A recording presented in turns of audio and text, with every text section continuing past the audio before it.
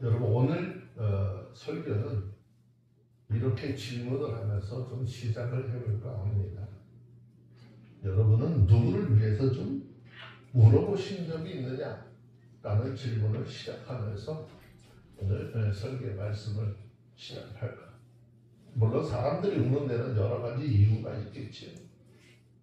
그런데 여러분들이 잘 아는 사람들이 우는 모습을 보면 왜 우는지 그 이유에 대해서 궁금해서 많이 묻죠. 왜 우냐?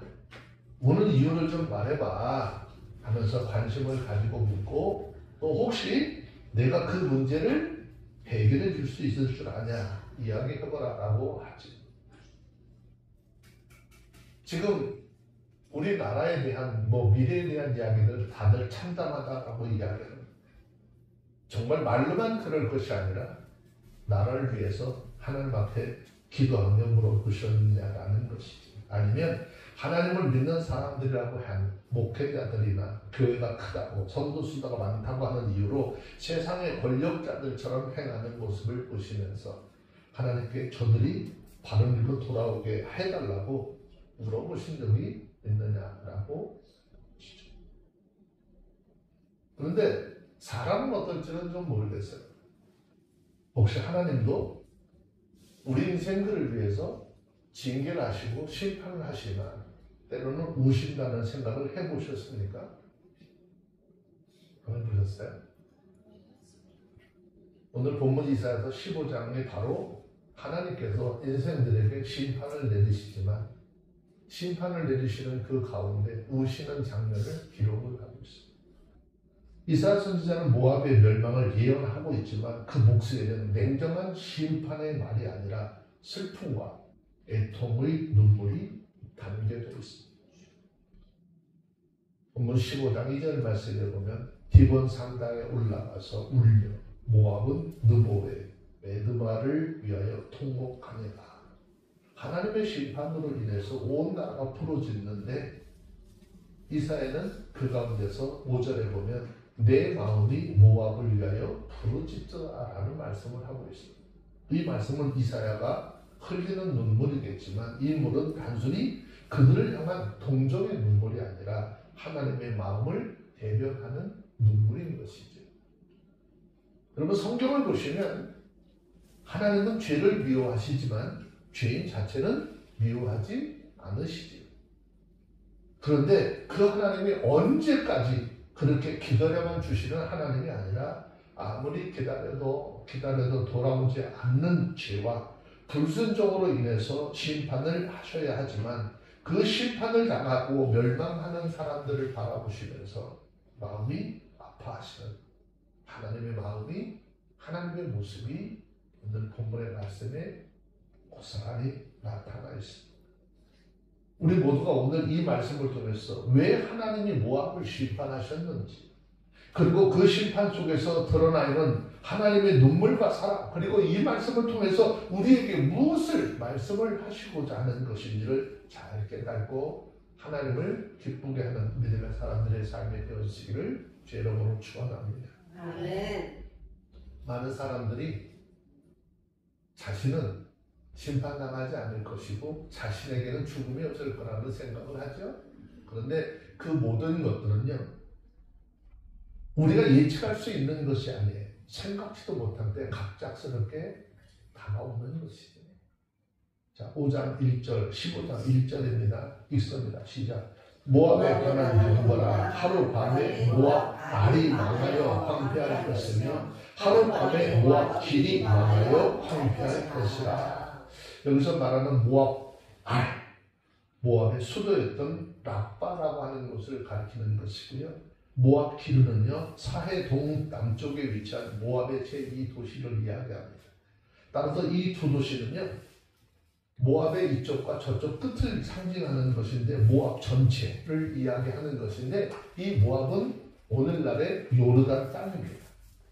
이렇게 볼 때 이 도시가 황폐하게 됐다라고 하는 것은 모압이 어떻게 해요? 망하게 되었다는 것이죠. 그런데 본전은 모압 알과 모압 길이 며칠 만에 하룻밤에 황폐해질 것이라는 말씀을 하고 있습니다. 이것이 의미하는 바가 뭘까요? 이것은요, 모압이 전혀 자기들이 예상치 못한 때에 갑작스럽게 멸망하게 될 것이다 라고 하는 것을 설명을 하고 있습니다. 사실 이 당시 모압은 자신들이 이렇게 쉽게 멸망을 당할 것이라는 생각을 하지 못했어요. 단지 모압은 아수르가 언젠가는 자기들을 공격하리라 라고 하는 것을 분명히 짐작을 했습니다.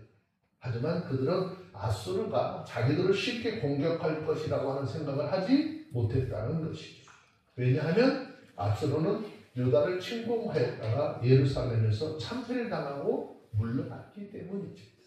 그런데 그들의 예상과는 달리 아수르는 얼마 후에 모압을 전격적으로 침략을 하려고. 그래서 모압은 아수르의 공격에 대해서 전혀 대비치 못하고 합방 사이에 멸망하고 마는 것이죠. 전쟁에 대비를 하지 못하고 당하는 것은요, 순식간에 멀어지는 거예요. 과거 우리는 이미 6.25라고 하는 전쟁을 통해서 얼마나 전쟁에 대해서 준비하지 않았던 그것에 대한 피해가 얼마나 컸었는지, 순식간에 부산 쪽 지역만 가고 다 먹혀버렸었던 과거의 그런 이력을 좀 보면서, 전쟁에 대한 준비하지 않는 것, 또 하나님 앞에 신앙에 대한 준비하지 않는 것, 이게 얼마나 위험스러운 일인지를 좀 깨닫는 그런 시간이 되었으면 좋겠습니다. 모압이 아수르를 공격을 예상을 하고 대비만 하였더라도 그렇게 허무하게 멸망하지 않았을 겁니다.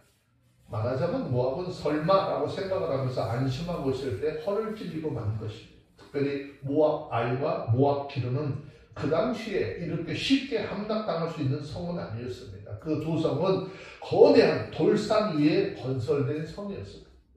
즉 난고불락의 요새였습니다. 그런데 그러한 두 성이 하룻밤 사이에 함락이 되어서 황폐해지고 말았다는 것이죠. 그것은 아수르군이 강성했었다라고 하는 이유기보다는 하나님께서 악한 모압을 멸망시키기로 작정을 하신 섭리의 결과라고 하는 것이죠. 우리들은 이렇게 하나님께서 작정을 하시고 섭리하시면 어떤 나라라도 하룻밤 사이에 멸망할 수 있다는 사실을 깨달으셔야 되는 거예요. 아멘. 대제국 바벨론이 멸망한 것도 하룻밤 사이에 멸망했습니다. 아멘. 예루살렘을 포위한 아수르 군대가 파멸한 것도 하룻밤 사이에 무너졌습니다. 모두가 그들 전혀 예상하지 못한 때에 갑작스럽게 망하고 만 것입니다. 그래서 소개의 말씀을 드린 이유가 하나님을 버린 이 나라와 목회자들 교회를 위해서 물어보셨느냐라고 하는 질문을 던지면서 설교를 시작한다는 말씀을 드렸습니다. 성경 역사를 돌아보세요. 노아 시대 홍수로 세상을 멸하실 때 하나님은 어떻게 했습니까? 갑작스럽게 심판하셨어요. 하나님은 홍수를 심판할 것을 말씀하시고 예비하라고 하는 말씀을 계속해서 말씀하셨어요. 노아와 가족들을 통해서. 그런데 마태복음 24장 28절 보면 하나님의 말씀을 들었던 그 시대의 사람들이 어떤 삶을 살았는지요? 그대로 기록하고 있잖아요. 사람들은 어떻게 해요? 하나님의 홍수로 인해서 세상이 멸할 그 시간까지 그들은 무슨 일 하고 살았어요?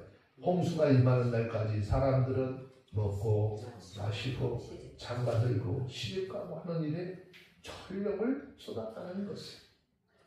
이것이 바로 하나님의 심판의 특징인 것입니다. 하나님의 심판을 항상 사람의 생각과 같지 않은 때에 어느 날 갑자기 찾아오는 것입니다.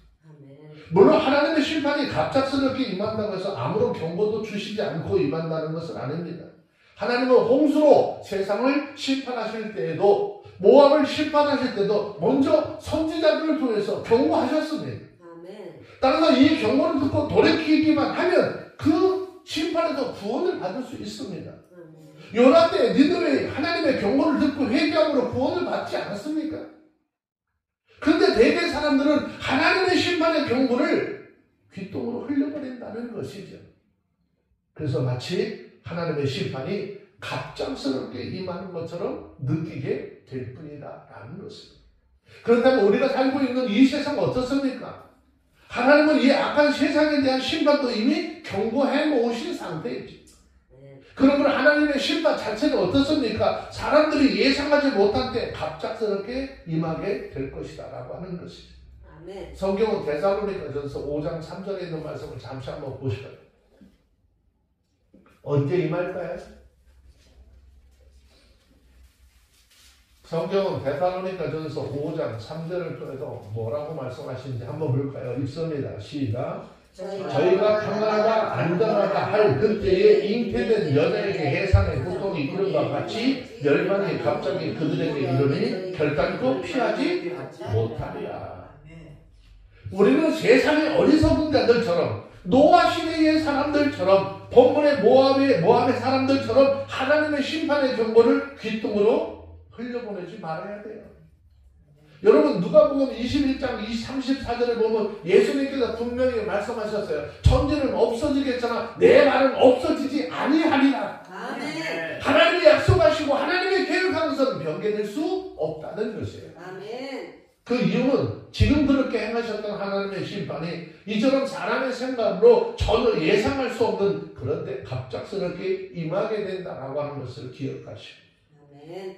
말씀의 가르침을 순종함으로 하나님의 심판을 예비하고 하나님의 은혜 가운데 늘 머무는 저와 여러분들이 되시고 또 주님께서 이렇게 말씀하신 이 말씀에 대해서 조금도 의심하지 않고 온전한 믿음으로 받아들이시길 바랍니다. 아멘. 그래야 홍수 때 심판이 임할 때 노아의 식구들 같이 소돔과 고모라 성의 심판을 받아 멸망할 때 롯의 가족과 같이 행하시는 심판의 날에 은혜를 입어 구원의 자리에 함께하는 저와 여러분들이 다 되어주시기를 주의 이름으로 축원합니다. 아멘.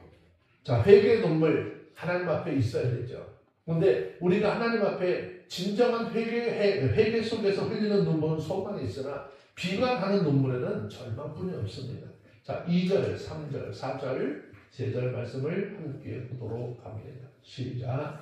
그들이 바윗과 디본 산당에 올라가서 울며 모압은 느보와 메도바를 위하여 통곡하더라. 그들이 각각 머리털 없이 하였고 수염을 깎았으며 거리에서 굵은 배로 몸을 동였으며 지붕과 넓은 곳에서 밖에 애통하며 쉬며 헤스본과 엘라엘레는 부르짖으며 그 소리는 야하스까지 들리니 그러므로 모압의 전사가 크게 부르짖으며 그 온 속에서 떠나라. 이 말씀은 하나님의 심판을 받아서 멸망당할 모압 사람들이 애통함의 모습이 그대로 담겨 있습니다.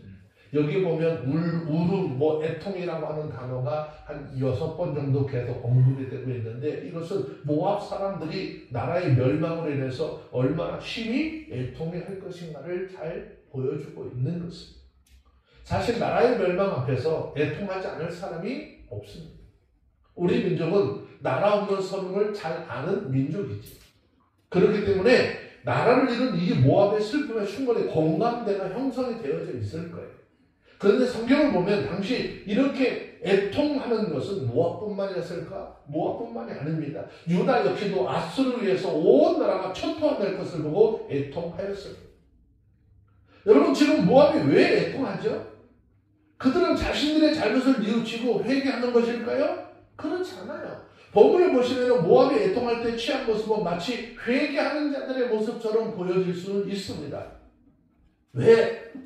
그 이유가 있어요. 그들은 머리를 밀고 수염을 깎고 굵은 베옷을 입고 지붕과 넓은 곳에서 부르짖으며 애통했다라고 했기 때문에. 물론 이런 모습은 성경 속에서 보면 이스라엘 백성들이 회개할 때 그런 표시로 이렇게 나타나는 모습과 비슷하죠. 근데 사실은 이들이 하는 것은 지금 회개가 아닙니다. 그들은 지금 자기들의 죄로 인해서 애통하는 것일까? 그것도 아닙니다. 그들이 애통하는 것은 오로지 자신들에게 유익을 가졌던 나라, 자기들이 소유하고 있었던 재산, 가족들을 잃었기 때문에 애통해하는 것입니다. 당면한 현실이 너무도 분해서 고통을 견딜 수가 없어서 앞으로 살아갈 길이 막막해서 절망적인 마음을 애통해하는 것이죠. 모압 사람들은 어디에 소망을 뒀었을까요? 하나님 나라에 소망을 뒀을까요? 모압 사람들은 하나님 나라에 소망 두지 않았습니다. 세상에만 소망을 뒀습니다. 그들의 나라, 그들의 가족, 그들의 재산이 그들의 소망이었습니다. 그런데 아수르의 침략을 받자 침략으로 나라를 잃어버리자 모든 것을 어떻게 해요? 잃어버리고 말았습니다. 다시 말해서 모든 것을 모든 소망을 상실해버리고 말았다라는 것을. 그러니 그들은 어떻게 해요? 절망적인 삶이 될 수밖에 없는 것이고 애통할 수밖에 없는 것이겠죠. 그에 비해서 유다의 애통은 어땠을까요? 유다의 애통은 그들의 고통에 대한 외적 표현의 의미가 전혀 없다고는 할 수 없겠죠. 왜? 그들은 이미 하나님을 아는 백성들이었기 때문에. 그들 중에는 참 애통하는 자들이 있었고 그 애통하는 자들은 하나님의 심판으로 엄청난 재앙 앞에 자신들의 죄를 깨닫고 회개하며 애통했습니다. 유다는 하나님의 심판 앞에서 자기들의 죄가 얼마나 중대한가를 깨달아 알았습니다. 그래서 그들은 자신의 죄를 인해서 슬퍼하다가 가슴을 치면서 회개의 눈물을 흘렸던 것이죠. 그들은 세상에 소망을 두지 않았습니다.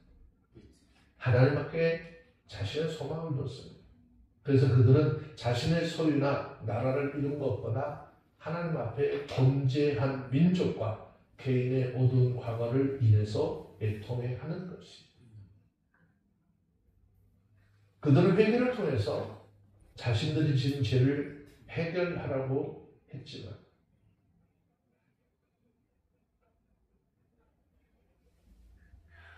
애통해 함으로써 뭔가 삶에 회복이 될 거라고 생각을 했지만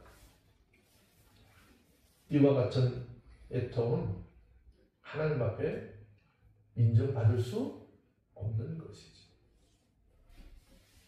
여러분 가짜 울음 보셨어요? 가짜 울음 보셨어요? 우리 애들 키우다 보면 가짜로 우는 애들 키울 때 많이 봤어요. 지금 이 모압 사람들의 울음은 하나님 앞에 그런 진짜 울음이 아니에요. 가짜. 유다 사람들과 모압 사람들의 애통함이 이렇게 달랐던 것처럼 그 애통의 결과도 완전히 달랐습니다. 모압은 완전히 망하여서 회복되지 못한 반면 유다는 하나님의 은혜를 입어 아수르의 꿈을 격퇴하고 나라를 다시 회복할 수 있었습니다.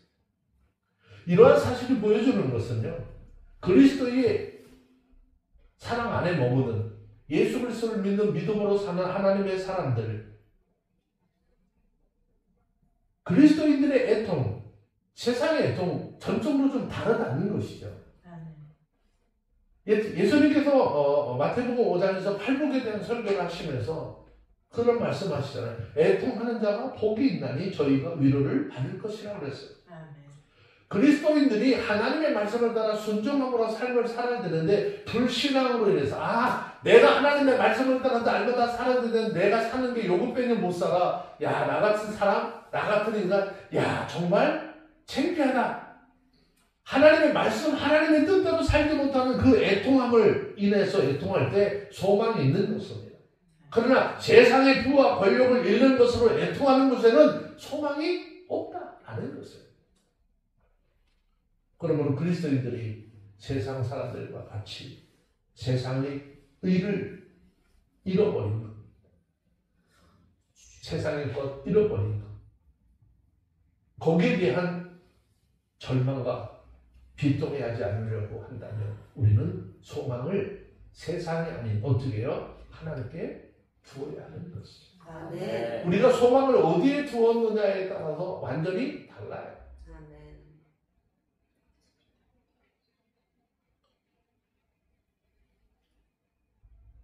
저는 어제 오늘 사이에 제가 좀 잘 아시는 분들, 가까이 하시던 분들 두 장을 받았어요.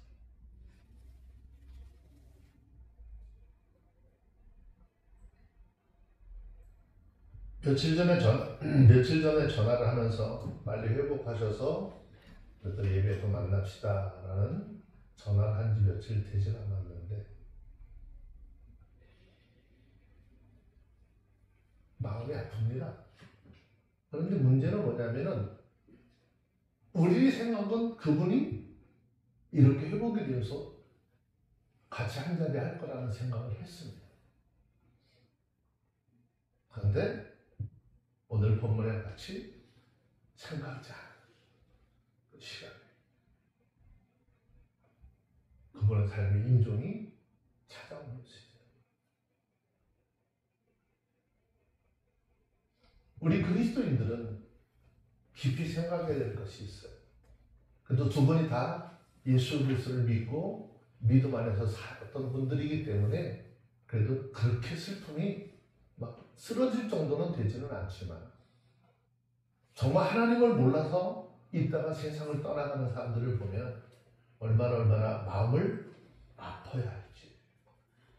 5절에 있는 말씀을 좀 볼게요. 이사야서 15장 5절에 읽습니다. 시작.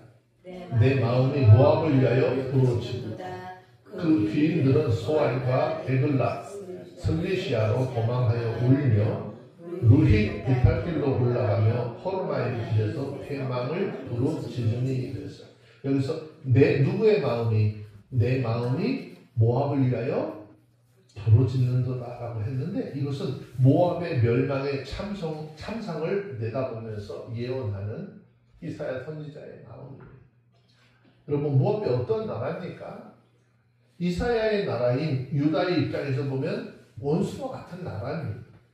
유다의 적대국입니다. 그렇다면 이사야의 입장에서는 모압의 멸망이 어떻게 모압의 멸망을 당해서 참상을 당하는 모습을 볼 때 오히려 어떻게 해야지 정상일까요?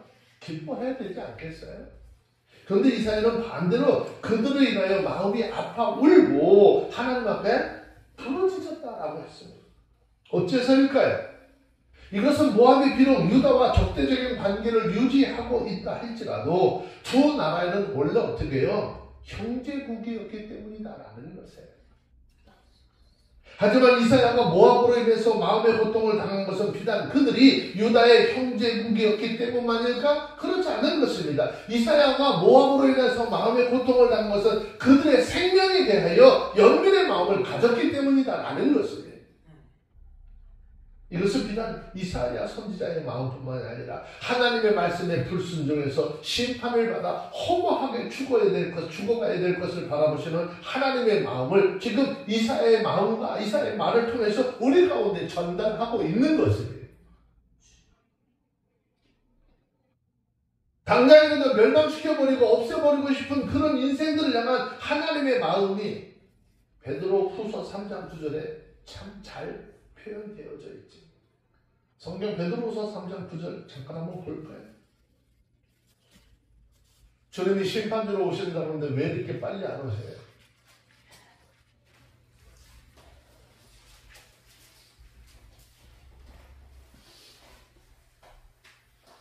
베드로후서 3장 9절 한번 읽어볼까요? 시작. 주의 약속은 어떤 이의 더디다고 생각하는 것 같이 더딘 것이 아니라 오직 너희에 대하여 오래 참으사 아무도 멸망치 않고 다 회개하기에 이르기를 원하시느니라 라고 했어요.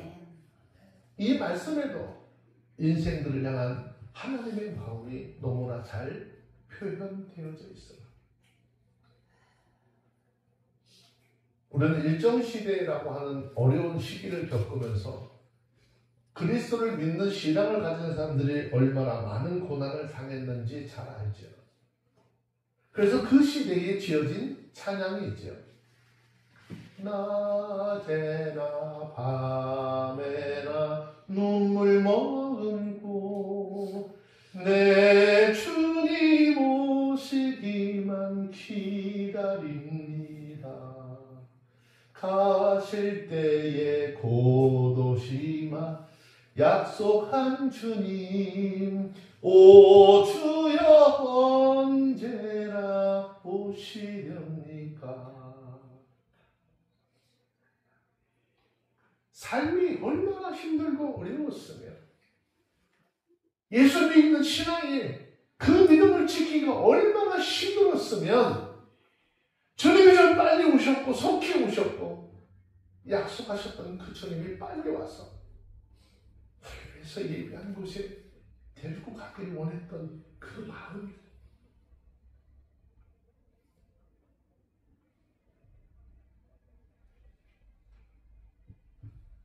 그런데 세상은 반대로 믿지 않는 사람들이 득세하는 세상 속에 있잖아요.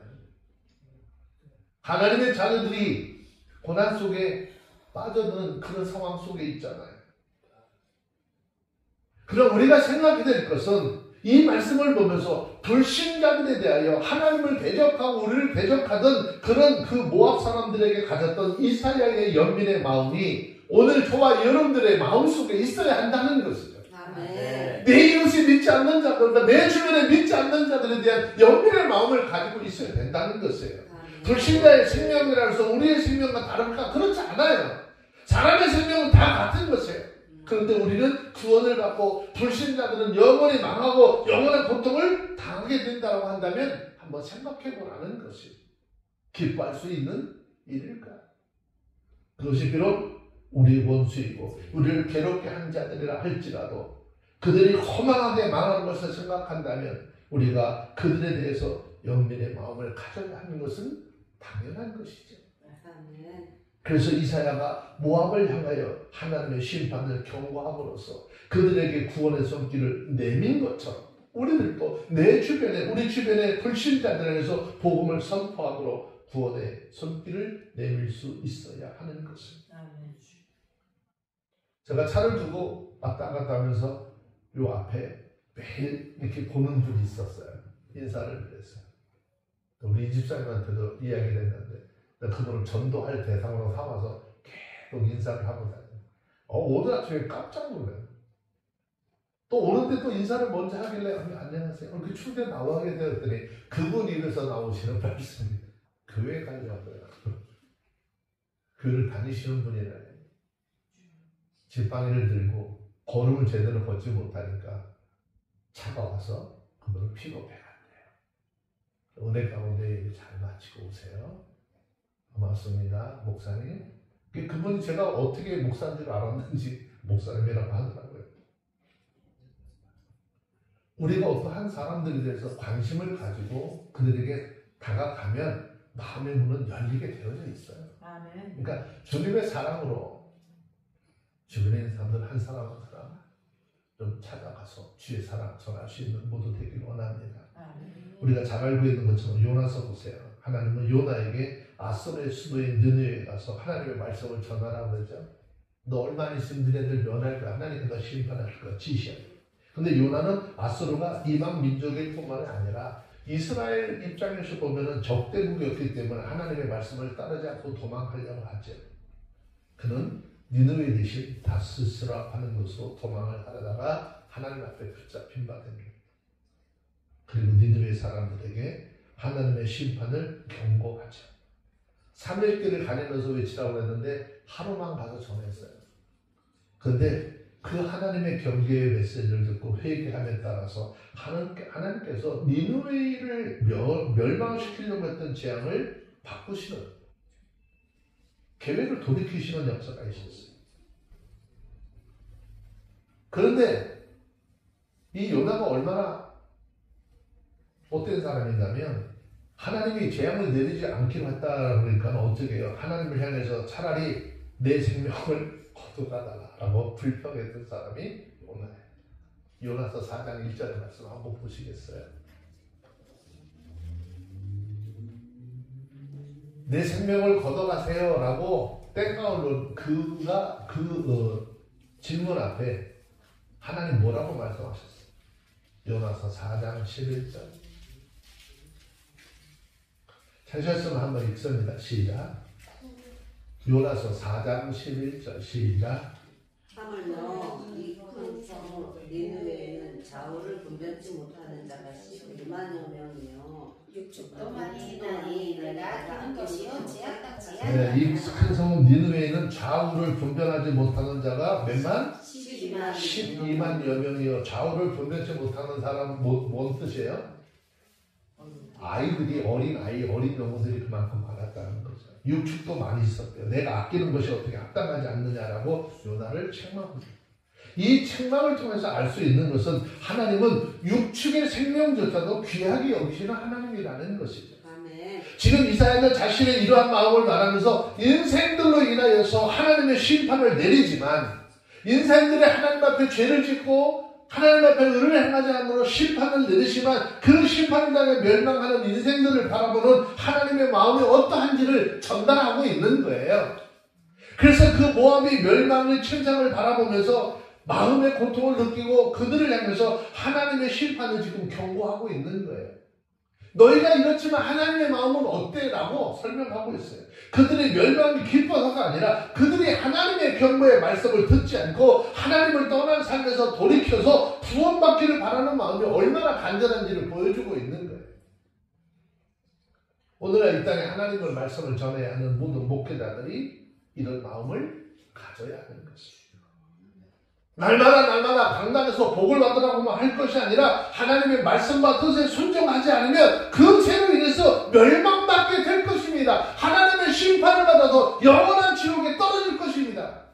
선포해야 하는 것이에요. 아멘. 그런데 사실 목회 현장들을 보면 어떨까요? 하나님의 말씀이 아닌 다른 것으로 성도들을 미혹하죠. 하나님의 말씀이 무엇인지도 모르게, 하나님의 마음이 무엇인지도 모르게 만들고 있는 것이 현재 목회 현장이에요. 그러니까 하나님이 이 땅의 목회자들을 바라보면서 탄식하실까요? 탄식하지 않을까요? 탄식하세요. 가슴 치세요. 성경 문제 보시겠어요? 에스겔서 34장 5절, 6절, 7절, 8절.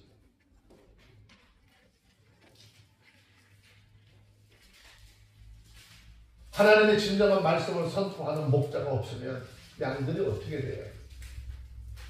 에스겔서 34장 5절, 6절, 7절, 8절 읽습니다. 찾으셨으면 5절부터 시작. 목자가 없으므로 그것들이 흩어져서 모든 들짐승들의 밥이 되었도다. 내 양무리가 모든 산과 높은 맷뿌리마다 물이 되었고 내 양의 무리가 온 지면에 흩어졌으되 찾고 찾는 자가 없었다. 그러므로 목자들아 여호와의 말씀을 들을지어다. 주 여호와의 말씀에 내가 내 삶을 두고 맹세하노라. 내 양의 무리가 노략질거리가 되고 모든 들짐승의 밥이 된 것은 목자가 없음이라. 내 목자들이 내 양을 찾지 아니하고 자기만 먹이고 내 양의 무리는 먹이지 아니했도다.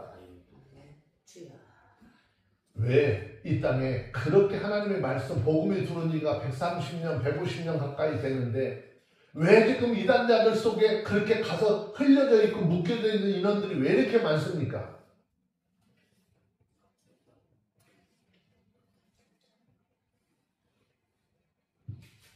이거에 대해서 또 입을 열고 말을 하기 시작하면 설교 시간 다 끝나도 다 못해요. 성경에서 말씀해서 이렇게 말씀하고 있으니 뭐 더 이야기할 필요 없겠지요. 여기 아주 중요한 일이 있어요. 우리가 복음을 전하고 권하고 설득하여도 그들이 거부하고 구원을 얻지 못한다면 할 수 없는 일이겠지만 교회를 다닌다고 말은 하는데 하나님의 말씀에 온전한 가르침을 받지 않으므로 하나님을 알지 못하고 멸망의 자리에 들어간다면 그 책임은 어떻게 다 들을까? 목회자들 두려워할 줄 알아야 돼요. 그러니까 하나님께서 내 말을 전해. 구약의 선지자들도 마찬가지잖아요. 너희는 내 말을 가지고 내 백성에게 가서 전해라고 하셨어요. 하나님께서 복음을 전하라고 이 땅에 목회자로 세워주셨어요. 그러면 하나님의 뜻과 상관없이 어그러진 발람의 길로만 달려가는 이 목회자들을 보시면서 우실까요? 안 우실까요?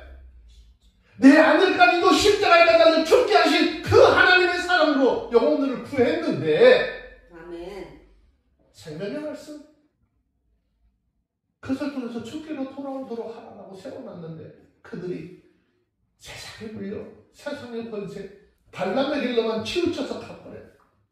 그걸 보면 하나님의 마음이 어떨까요? 우리라도 하나님의 이런 마음을 제대로 알고 잠언 25장 13절에서 하나님의 말씀하시는 뜻을 이루어드리는 그런 삶이 되어지기를 바랍니다. 잠언 25장 13절 뭐라고 말씀하셨어요? 한번 보실까요?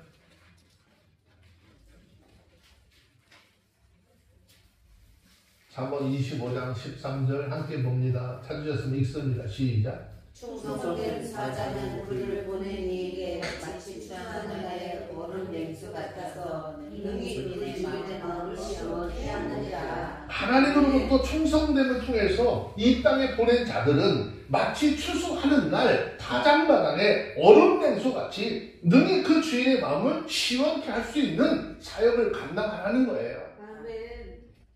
세상 사람들이 듣기 싫어해도 그리스도인들 자체가 듣기 싫어하더라도 하나님의 말씀은 이런 거라고. 이 하나님의 말씀대로 되지 않으면, 이 뜻대로 살지 못하면 하나님 나라에 들어갈 수 없다. 이야기 할 줄 알아야 되는 겁니다. 아멘. 사도 바울도 고백하잖아요. 내가 사람 좋게 하랴, 하나님 좋게 하랴. 내가 만약에 사람을 좋게 하는, 사람의 귀에 듣기 좋은 소리만 하는 그런 목회자라면 나는 하나님의 종이 아니라고 고백하잖아요. 아멘.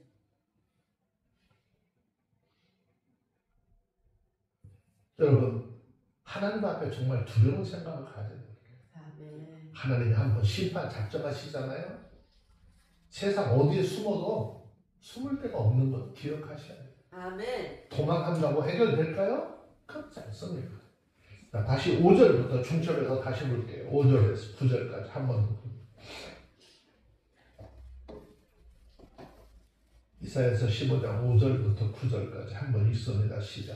내 마음이 모압을 위하여 부르짖도다. 그 귀인들은 소알과 에글라 설르시아로 도망하여 울며 루히 비탈길로 올라가며 호르마의 길에서 회망을 부르짖으니 니물이 물이 마르고 풀이 시들었고 연한 풀이 말라 청정한 것이 없으니라. 그러므로 그들이 얻은 짐을과 쌓았던 것을 가지고 버드나무 시내를 건너리니 이는 곡성이 모압 사방에 들렸고 슬피 부르짖음이 에글라임에 이르며 부르짖음이 부엘 엘림에 미치며 디몬 물에는 피가 가득하미로다. 그럴지라도 내가 디몬의 재앙을 더 내리되 모압의 도피한 자와 그 땅에 남은 자들에게 사자를 보내리라. 이 말씀은 모압에 귀하다고 했던 사람들, 귀인들이요, 나라가 패망하는 모습을 보면서 자기는 모든 재물을 가지고 지금 도망하는 장면을 묘사하고 있어요. 요즘에 한간에 떠드는 소리도 그런 거잖아요. 재물 좀 있고 돈도 좀 있는 사람, 이 대한민국이라고 하는 땅에서 살기 힘들다. 이민 간다며요? 이민 가면 뭐 할 거예요? 대한민국 자체가 없어져 버리면은 이민 가도 나라 없는 자예요. 서로 나가는 거예요. 있는 곳에서 나라와 민족을 위해서 하나님 앞에 부르짖어 기도하고, 아멘. 우리 자녀들 세대를 위해서 기도하는 자들이 되어야지. 아멘. 나는 가진 게 많으니까 나만 편하면 돼? 도망간다고요? 하나님 어떻게 하신다는 거예요? 모압의 귀인들이요, 소알과 에글라 슬리시아로 도망가 울며 루이 비탈길로 올라가며 호르난 길에서 패망을 부르짖었다. 여기에 얘기되어 있는 이 지명들 모두가 모압 남쪽에 경계한 위치예요. 그들이 이런 곳에서 머물지 못하고 지금 다시 그들의 재물을 가지고 지금 버드나무 시내를 건넜어요. 이 말은 그 땅이 황폐해져서 도저히 사람이 살 수 없을 뿐만 아니라 아스르의 추격군이 어떻게 가까이 이르렀다는 소식을 들었기 때문에 보따리 싸가지고 도망가는 거예요. 여기 버드나무 시내라고 하는 말은요, 모압과 에돔의 국경지대에 위치한 오아시스 지역을 이야기하는 거예요. 지금 모압의 귀인들은 아스르군의 추격을 피해서 모압의 경계를 넘어서 지금 에돔 지역까지 도망을 갔다 그 말이죠. 그런데 15장 9절에 보면 하나님께서 뭐라고 해요? 내가 디몬의 재앙을 더 내리되 모압에 도피한 자와 그 땅에 남은 자들에게 사자를 보내리라. 무슨 말일까요? 모압의 국경을 넘어서 에돔 땅으로 피신한 자들까지도 다 어떻게 멸하시겠다는 거예요. 아멘. 즉 모압에 대한 하나님의 재앙으로부터 피할 자는 아무도 없다는 것이에요. 에돔의 비록 모압에 비해서는 나중에 정복되기는 하였지만 에돔의 역사도요, 아수르에게 정복되기는 마찬가지였어요. 모압의 귀인들은 모압을 벗어나서 에돔으로 가면 안전할 것이라 라고 생각을 했어요. 우리나라 떠나면 안전할 것 같죠? 에돔은 그들의 안전을 보장해 주지 않는 거예요. 그들이 재물만 있으면 어디 가서 살 수 있을 것이라고 생각을 하고 모압에서 도망을 칠 때 재물을 가지고 나왔지만 그러한 재물도 자신들의 생명을 보존할 수 없게 된 것입니다. 우리는 이러한 사실을 통해서 하나님의 작정하신 심판으로부터 피할 것은 이 세상에 아무데도 없음을 기억하라는 것입니다. 모압에 대한 하나님의 심판으로부터 피할 곳이 없었듯이 하나님의 최후의 심판을 피할 곳 이 세상에는 존재하지 않습니다.